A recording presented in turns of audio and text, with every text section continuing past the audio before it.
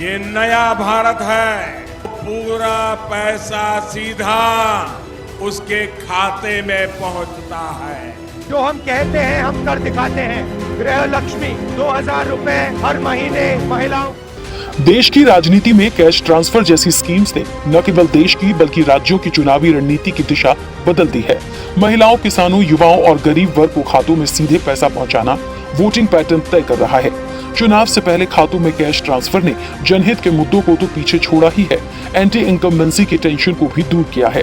5 राज्यों में से 4 राज्य ऐसे हैं जिन्होंने जीत के कथित फॉर्मूले यानी कैश ट्रांसफर पर बड़ा दांव लगाया है। चारों राज्य महिलाओं के बैंक खाते में सीधे 24,500 करोड़ रुपए ट्रांसफर कर रहे हैं। चुनावी वादा भी यही है कि सत्ता में आए तो ऐसे ही 5 साल तक पैसे खातों में जाते रहेंगे।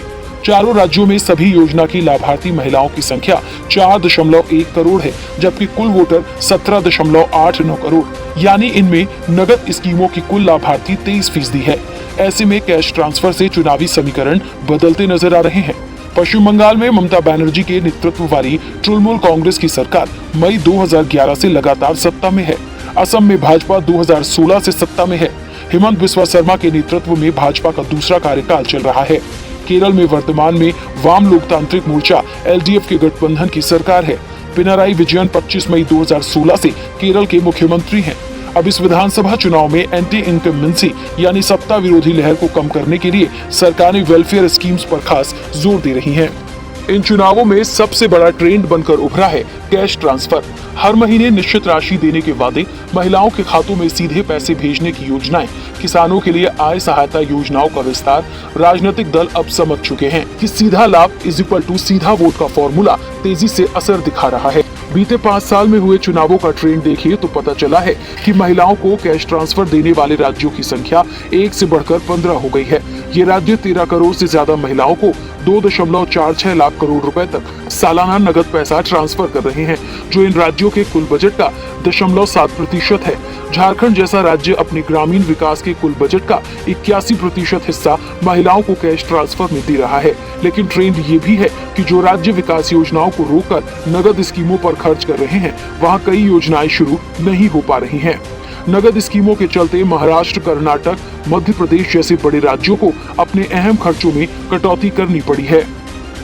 इन कैश ट्रांसफर स्कीम से चुनावी राजनीतिक रणनीतिक समीकरण ये है कि जहां एक तरफ एंटी इनकम्बेंसी का असर कम होता दिख रहा है, वहीं दूसरी तरफ डायरेक्ट कैश ट्रांसफर यानी सीधे खाते में पैसे भेजने की नीति चुनावी जीत का बड़ा हथियार बनकर उभरी है।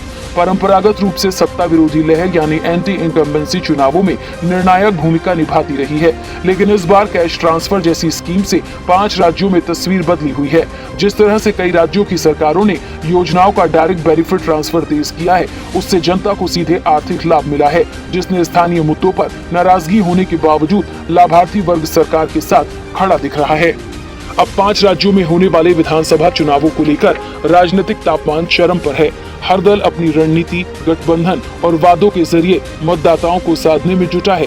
रैलियों, रोड शो और जनसभाओं का दौर जारी है। सत्ता पक्ष अपनी उपलब्धियों को गिना रहा है, तो वहीं विपक्ष सरकार की नीतियों और वादों को लेकर सवाल खड़े कर रहा है। लेकिन चुनाव में पारंपरिक मुद्दों जैसे सड़क, बिजली, पानी के साथ अब कैश ट्रांसफर सबसे बड़ा फैक्टर बन गया है। एंटी इनकम्बेंसी को काउंटर करने की ये रणनीति कितनी सफल होगी, इसका फैसला अब जनता के वोट से ही होगा।